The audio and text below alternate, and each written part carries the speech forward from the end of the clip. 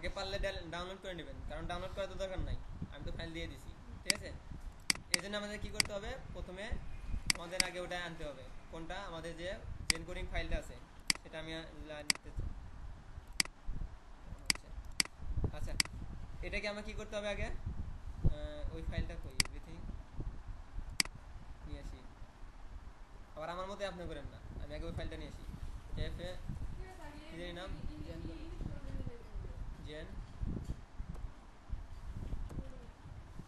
Coding, এইটা না, এটাকে আমি এখানে নিলাম। এরকমই তো, এটাকে থাকবে জিম ফাইল, এটার ভিতরে ঢুকবেন, ঢুকে এই দুইটা ফাইল আগে নেবেন, এবার